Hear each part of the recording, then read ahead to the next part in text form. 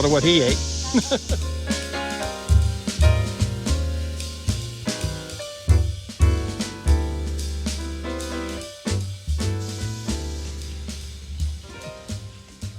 My name's Captain Mark. I'm going to take you down the river today. You guys all ready to go? Oh, come on, you can do better than that. All right.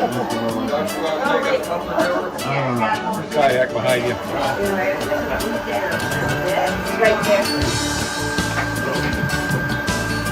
All right, guys. Now, let me tell you just a couple things about the boat first before we really get started here.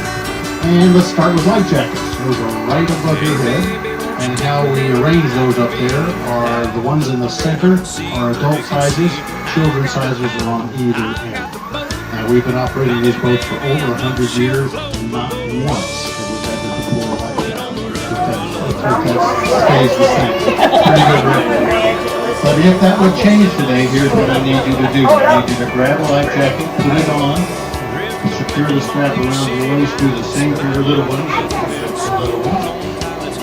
And prepare to exit the boat the same way you got on, right out that front door. It's obviously going to be a little wetter this time.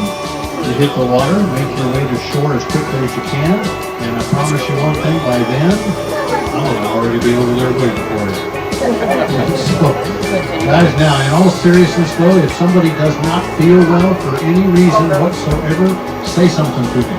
I'll turn this boat right around and get you right back to shore, and if needed, we'll call an EMT or something like that to take care of it. Now, if something happens to me while we're out here, that's kind of another matter. What I want somebody to do is grab this microphone, hold this button on the side down to talk, let go to listen, and just tell them on the other end, hey, our cap is broken, we need a new one. All good with that? Okay. Now this glass you guys are going to be looking through, this is just regular little tempered glass. It's about a half an inch thick or so. It can and will and has broken if you drop something heavy in it. So be careful not to do that. But if you want to take a picture through it, it works really well. Just do yourself a favor, turn off your flash. Otherwise you're going to get a great picture on yourself. Now this glass we keep going underneath the boat. This stuff is called eel grass, and manatees love this stuff. They eat about 200 pounds of that a day. They tell me it's also edible by humans. They say it has the consistency of celery, but they say it's real bitter and tastes kind of like kale. As soon as they said kale, that's it is good.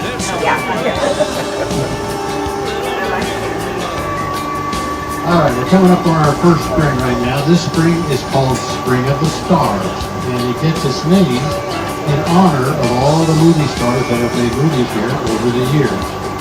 Now, the very first movie that was made here was made in 1916. It was a movie called Seven Swans. And just to give you an idea how long ago that was, that Seven Swans was a silent movie. So we've been making movies, or they've been making movies here for a long time. Now how I want to get up here and show you this particular spring is pretty soon we're going to run out of grass, and the bottom's going to drop down to about 26 feet. And then in the middle of this white limestone that you're going to see coming up here, you're going to see a gray flat rock. That's the entrance to the spring. On that rock is a big crack. That's the entrance to the spring. That's where the water's coming out. Now, later,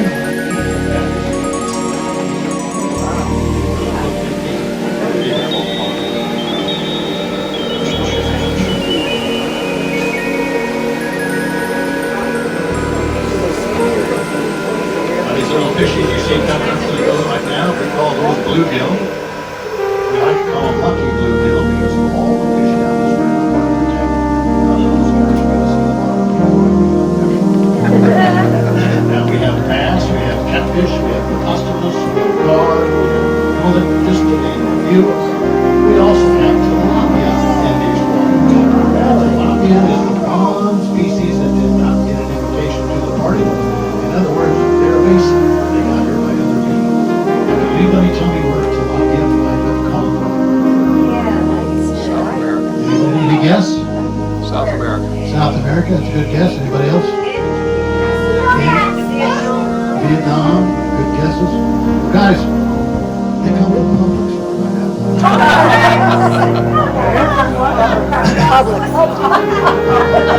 But actually, they do come from Asia, so Vietnam counts, and that's a good guess. And how they got here, I really don't know. No one really does. There's been a lot of speculation how they got here, but we don't know for sure. All I know is they picked a good spot to come because they're protected, just like the rest of them right there. And if you're looking at, if you want to see them, if you look down and you'll see these blue fish. Yeah. Yeah, the blue fish, that's tilapia. That's what? Those are the tilapia. Oh, that's the tilapia. Now this spring coming up now is called Creature Springs. It gets its name because Creature from the Black Lagoon. There was a guy by the name of Rico Brown. He applied for the part as a creature. And he got the part because he could hold his breath for about 3 to 4 minutes. That's what the director was looking for. They did not want to use scuba gear. So they dressed him up as the creature, sent him down into this closet. That's 33 feet down. Waiting for his cue from the boat. Has anybody ever seen that? Getting less and less people, obviously. There were 3 of them made back here in the mid-1950s. Now, Rico Browning went on to do a lot of other things in movies and stunt work. And the thing that I remember that he did most was he directed one scene in a movie I wrote as a little scene. It was the pool scene with the baby Ruth Brown mechanic ship. He directed that scene. Rico Brown is still alive today. He's the only cast member of the Creature series that's still alive. He's about 92 years old. Now this next spring is the deepest spring you're going to see today. It comes in at 81 feet. Now the reason we know it's 81 feet is because they sent divers down there. And when they came up, they said, well, you got down to 81. So it's very deep there.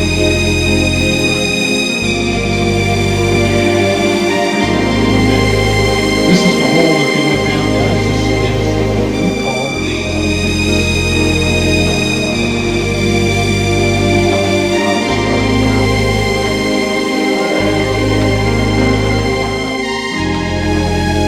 down that hole. They carried with them a line that was way down there. It was about a quarter mile long. They wanted to see just how deep this thing went. So they took the line and they angled it where they couldn't get it. So we really don't know how deep this thing is. Officially,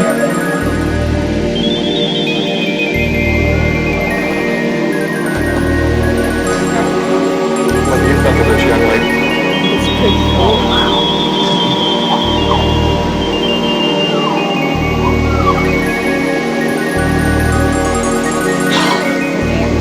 this next spring coming up is called the Florida Snowstorm. This is in 28 feet of water. And the reason it's called that is you can see these little particles coming out of this spring, especially in the second quarter. Those little particles are pieces of limestone. They resemble snow.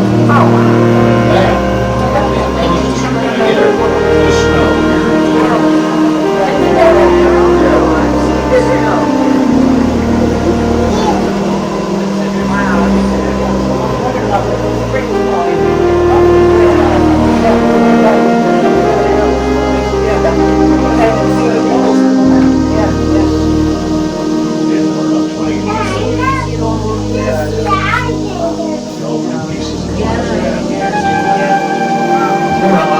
Basically surrounded by little pieces and everything you see come out. And why they come out, why they've chosen this one spring and come out that mountain.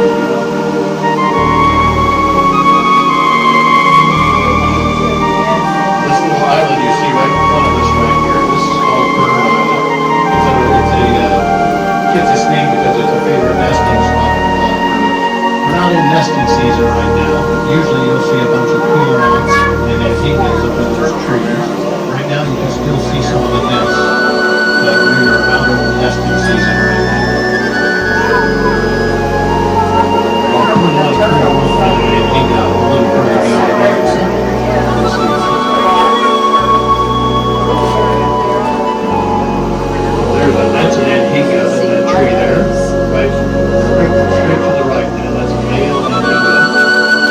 myself an alligator. For their ability to fish. Now they like to go hunting as they go dive underwater, they spear a fish with their bill, bring the fish to the surface, toss it up in the air, and swallow it early. And they're amazingly good at it.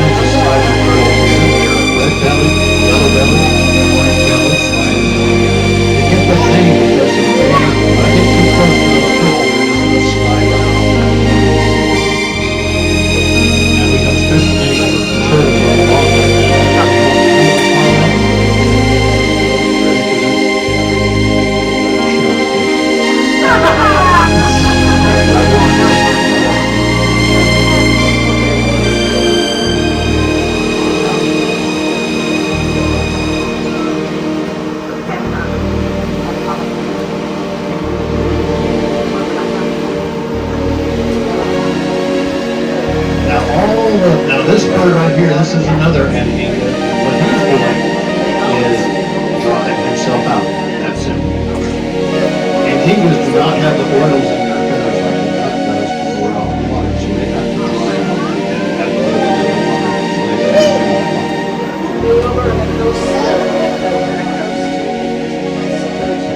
Oh yeah, that's what they're doing. They're drying themselves out. They are actually all over Florida and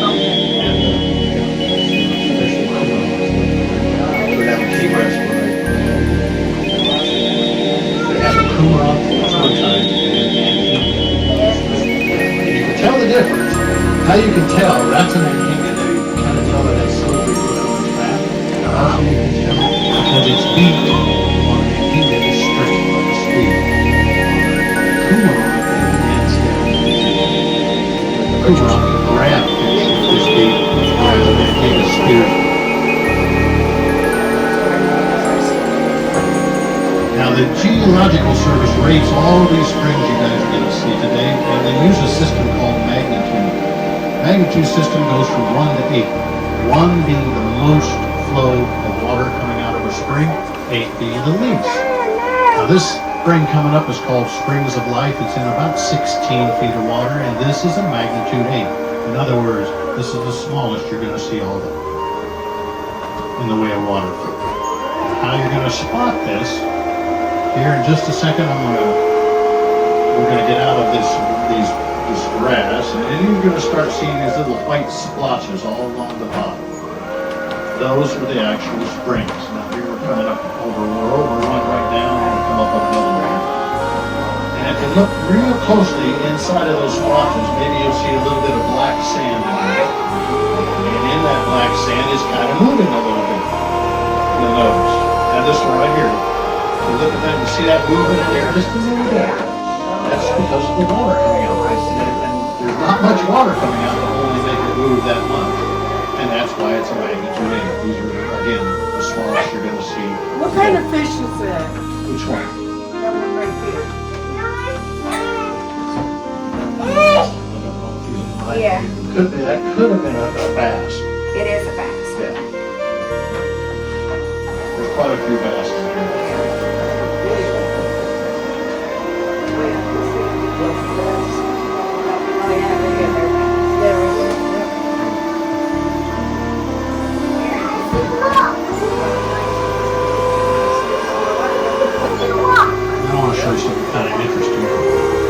There's this long rock that's going to run kind of from right to left. Just beyond that, you're going to see a long piece of wood. How do you see that? Just on the other side of that rock. Yeah. See that? Oh, yeah. That long piece of wood, the University of Florida got very interested in a few years back. They wanted to take it back to their facilities and test it. Well, they did. Turns out that long piece of wood is a cypress dugout canoe. Now, what makes this one really unique is they carbon dated this one. And it turns out this one is 500 to 600 years old. Wow. That makes it the oldest ever found anywhere. the University of Florida, they wanted to keep it. They wanted to put it in a museum and show it off to the world, but the state of Florida said, no, you're not. You're going to put that right back where you found it. And they did. That's kind of the nature of cypress wood, is to not rot. And it's been down there for a long time. And to give you an idea of how long ago that was, that didn't belong to the Seminole Indians. That's before they were even here. I believe that was the timber many years ago. Now that rock that's beside it, for many years they believed that that was a dinosaur backbone. And they believed it so much that they actually had it tested. And guess what? It's wrong.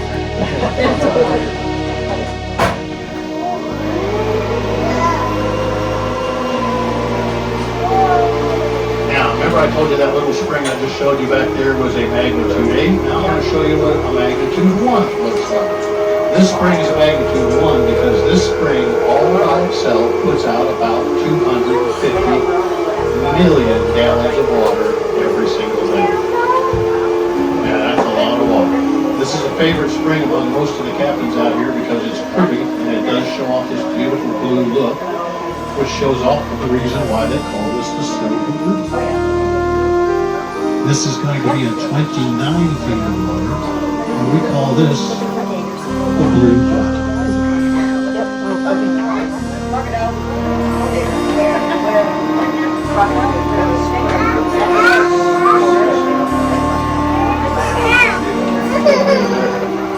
Now, why do we get this beautiful blue look in the water? It's because all the water coming out of these springs is 99.8% pure water. Pretty clean. It also comes out at a year-round temperature of 72 degrees. You could theoretically, but I'll tell you why. A lot of people ask me that question, and you could because you have an immune system. But there are things in here. Is it a gator? Was it a gator? Bottles water. They fill very easily. But if you want to test that sometime, take a bottle, fill it up right here. Take it home, put a cap on it, put it in your fridge for about 2 weeks. Then take it out and open up the bottle, sniff it, and it'll not knock you on the can.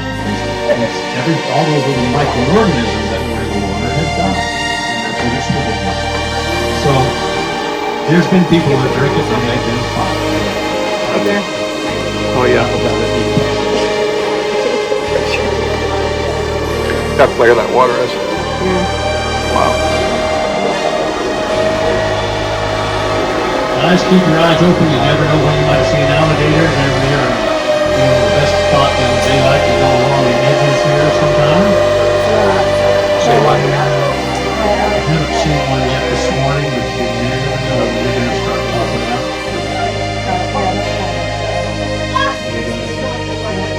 Gator in there.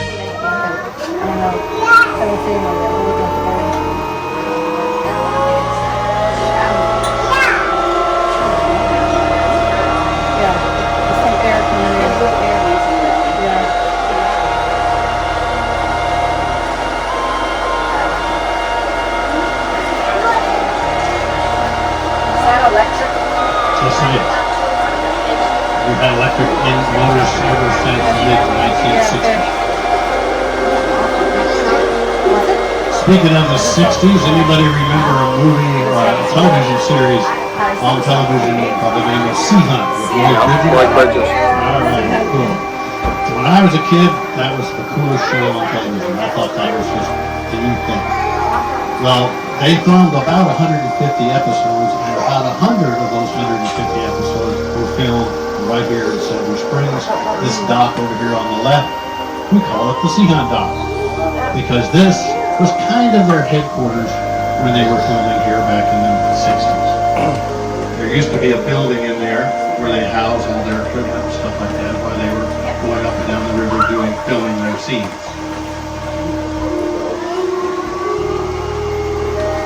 And it's about a 15-minute walk if you want to walk over there, take a look at it from the pavilion where you got over. Didn't there used to be a deer farm called Tommy Bartlett's Deer Ranch here or something at one time? I'm sorry? Tommy Bartlett's Deer Ranch. Wasn't that around here somewhere? You ever heard of that? Over on the state side. Okay. Yeah.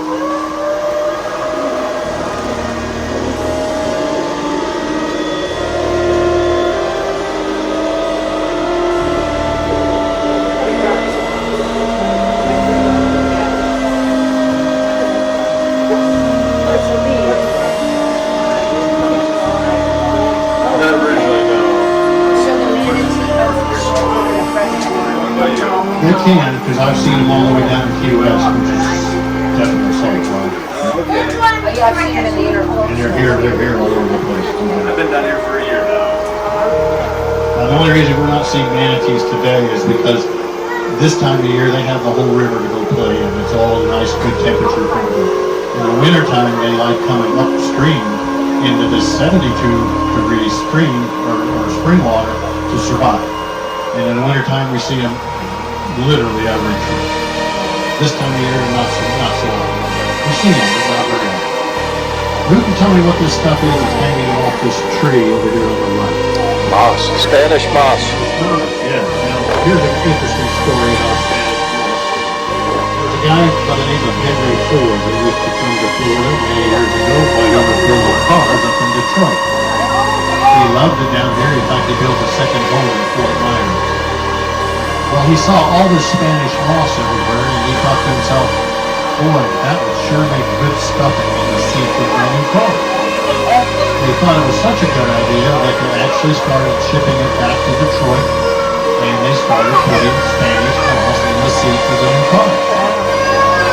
He thought everything was going well, but then things started going a little wild. It turns out that Spanish moss has a tendency to harbor chiggers and mites. So imagine what happened to those brand new car owners when they sat down on those beautiful black seats on a nice warm summer day. Of course they all got bit. In fact, they got bitten so badly that that little mistake by Henry Ford led to the very first automotive recall in American history. And that's also why you hear the term getting the bugs out of your car. Spanish moss. That's a true story. Decoration out of that. Christmas brought it in when I first moved to Florida, and it was so pretty and put all kinds of ornaments. Oh my God, the bugs. They didn't know at the time that that was the problem.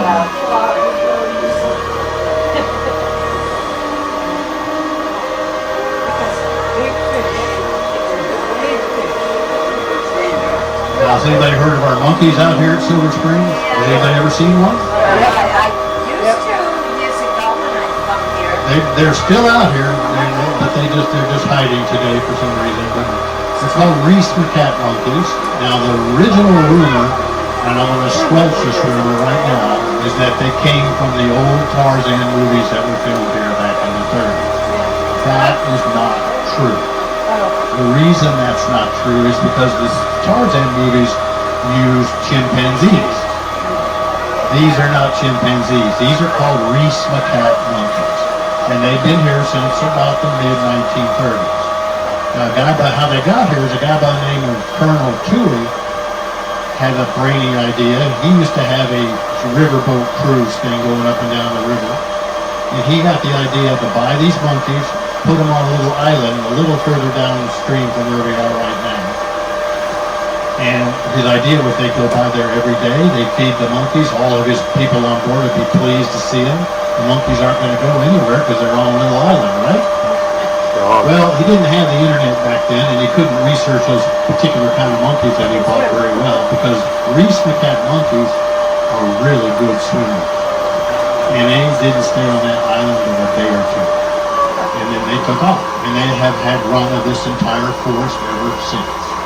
They've got over 5,000 acres to go play in right now, and they've been seen as far as north as Jacksonville and as far southwest as Tampa. But they're pretty cool little guys. When they decide to come out, sometimes we see them just sitting right here on the fence. They're about 3.5 feet tall. They're kind of a light brown color. But other times they're in the forest somewhere, but they have a tendency to hide. And they got a lot of ground Way too behind fast them. to get a picture.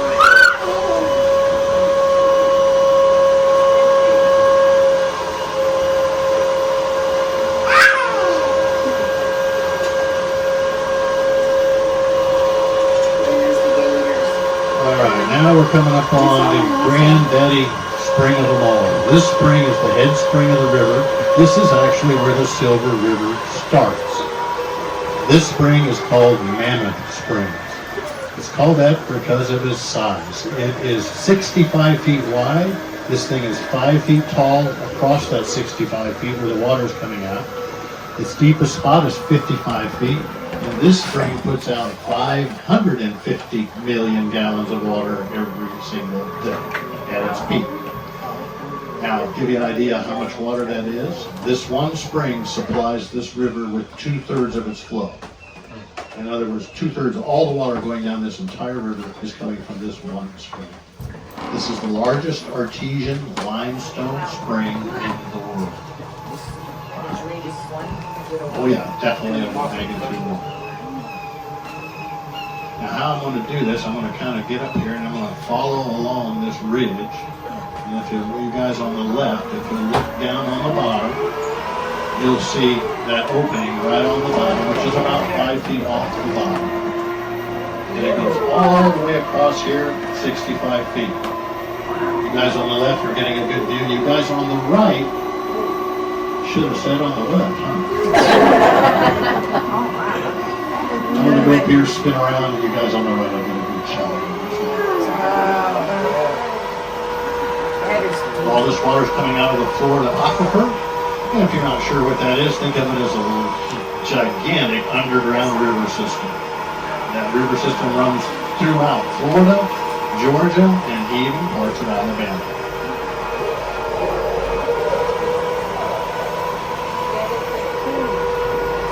Now, the only questions I've gotten about this is how can there be that much water coming out of there? Look how quiet it is. Look how pretty it is. Believe me, there is. And the reason it's not just this giant rush of water is because it's spread out across this basin 65 feet. And it's 5 feet tall. So it's a lot of water.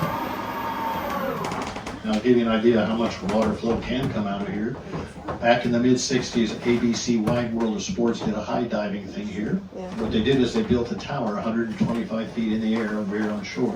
When the divers dove off into this water, they only made it down a few feet before the rush of this water just kind of shoved them off to the side. You can't see it at all. You can't. You really can't because, again, it's dispersed throughout 65 feet across this whole base. Pretty cool spring. It's my favorite.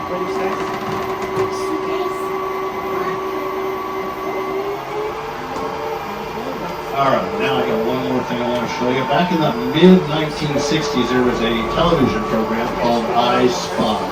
It had Robert Culp and Bill Cosby. Anybody remember that? Yeah. Well, they filmed one episode of I Spy here, and the script at the time called for some statues to be built underwater. So what the producers did, they built these statues in about 30 feet of water. These statues themselves are about 7 to 8 feet tall.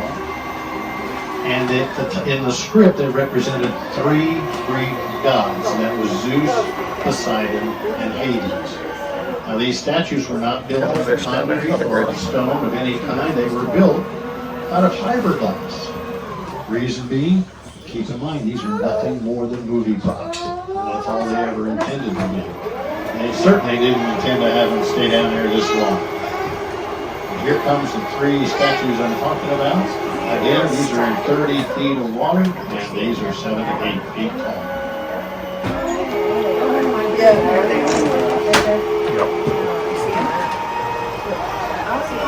Now, a few years later, after the I Spy series was filmed here, 2 James Bond movies came along and wanted to use them in their production as well. And that was Moonraker and Never Say Never Again. And they were also used in both of those movies. Now, the original filming with I Spy, there were originally 7 of these statues down there. When the filming was finished, the producer said, all right, let's take up our statues and let's go home. Well, the local people, when they started taking those statues up, the local people here had a fit. They said, don't take those up. They said, leave them there. People want to see them. It's cool stuff. It kind of shows off all of our movie making stuff here. Well, they'd already taken up 4 of them at the time, but they said, all right, we'll leave the other 3 for you guys. And they did. And I'm glad they did, because I get more questions about those silly statues than anything. I really do. So they've been down there since 1967. Almost as long as you are. Are they going to rebuild the swimming area? I'd heard one time. That's funny you said that, because that was about the next thing I was going to talk about. Okay. You see this grassy spot in all this area right in front of us? That used to all be a beach and a swimming area. There was even a high tower thing up in the water there. And they used to allow not fishing, but swimming here. Well, when the state took over all this ground in 2013, all that stopped. They stopped fishing, stopped swimming, stopped scuba, stopped snorkeling, everything. Well, there's now rumors that they're going to open that up again. They're going to come in here and put sand, tear all that up, and open it up to a swimming beach once again. Now, I don't know what the timetable is on this. It's just a rumor at this point, but it's a pretty good rumor I'm hearing. What's the temperature? Excuse me? 72. 72, did you say, is the water temperature? 72. Yep. That's still cold. If you're jumping. Yeah, it feels good. You We can't get in the stay in that water. very Yeah, long. it feels really good. Well, guys, that's going to conclude our tour for this afternoon. I want to thank everybody for coming out. I hope you had a little fun. Now, here's what I'm going to do. I'm going to put this boat right back where we found it. I'm going to try to do it as gentle going in as we did going out. But do me a favor and please stay seated until we can actually tie it up. Now, one last thing, guys. This glass you've been looking through, we have a special name for that. We like to call that the world's largest tip jar. Anybody who would like to leave a gratuity, it's been our tradition just to throw it right down there on the glass. And of course, you're not obligated to do that. But if you do decide to do that, it's greatly appreciated. Thank you so much, guys.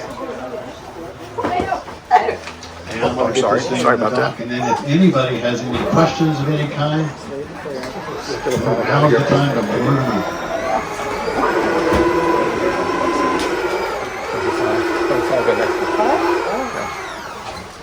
That's for all of us.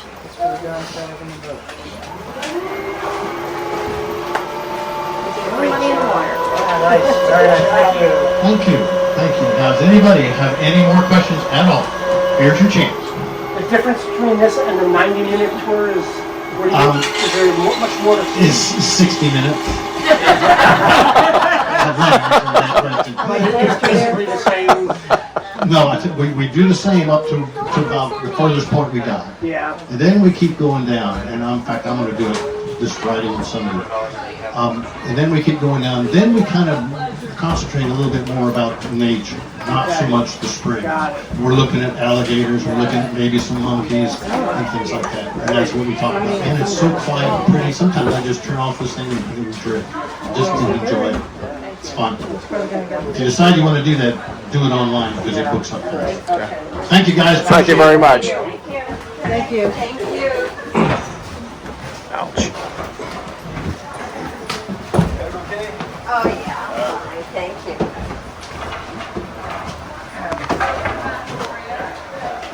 Thank you very much. Who goes in there to pick that up? Oh, I'm gonna figure out what. Let's go to his club. This is great. Yeah.